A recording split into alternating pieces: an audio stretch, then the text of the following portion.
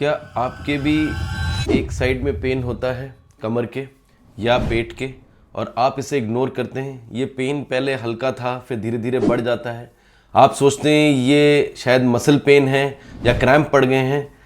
देखिए, ये pen serious भी हो सकता है, इसे किडनी में स्वेलिंग के वजह से भी हो सकता है, और अगर इसको इग्नोर किया गया तो ये किडनी को परमानेंट डैमेज और इवन डायलिसिस तक पहुंचा सकता है।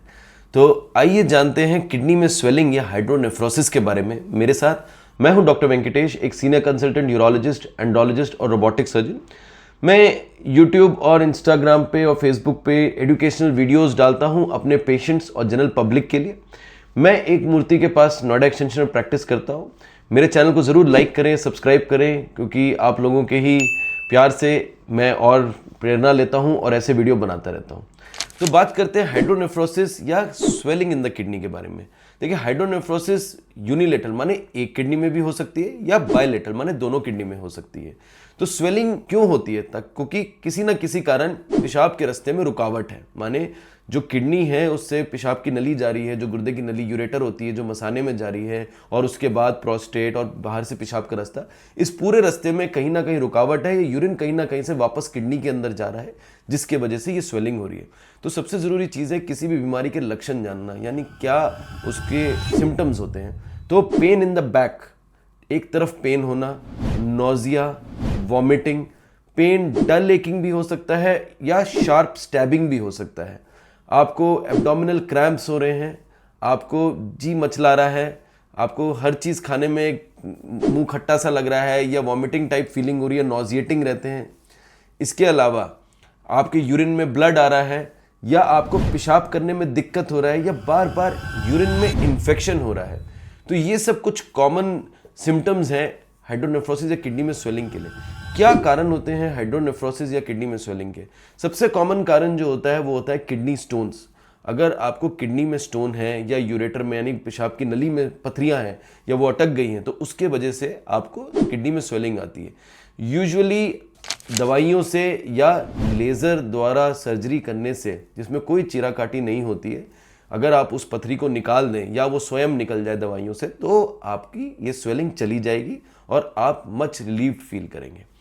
इसके अलावा पेल्वी यूरेट्रिक जंक्शन ऑब्स्ट्रक्शन, ये बीमारी मोस्टली जन्मजात होती है, यानी पेल्विस, किडनी का पेल्विस और यूरेटर जहाँ ज्वाइन होता है वहाँ पे स्वेलिंग आ जाती है। इसे हम कहते हैं PUJO यानी पेल्वी यूरेट्रिक जंक्शन ऑब्स्ट्रक्शन।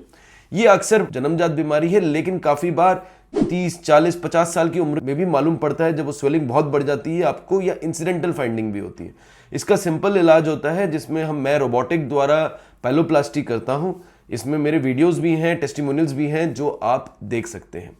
इसके अलावा वेजिकोयूट्रिक रिफ्लक्स, माने अगर किसी कारण बच्चों में जो पेशाब और जो मसाने का जो एक वहाँ पे छेद है जहाँ से यूरेटर आके ड्रेन हो रहा है, वो अगर पैटुलस हो यानी ओपन हो, तो यूरिन वापस भी जा सकता है किडनी में। इस बीमारी में यूजुअली हम 3 से 4 साल या 5 साल तक वेट करते हैं, depending on the grade of reflux. अगर जरूरत पड़े या किडनी डैमेज हो रही हो तो इसमें जल्दी भी ऑपरेशन किया जा सकता है, नहीं तो इसको दवाइयां देके हम वेट कर सकते हैं। बिनाइन प्रोस्टेटिक हाइपरप्लाजिया यानी गदूद का बढ़ना, यानी प्रोस्टेट का बढ़ना।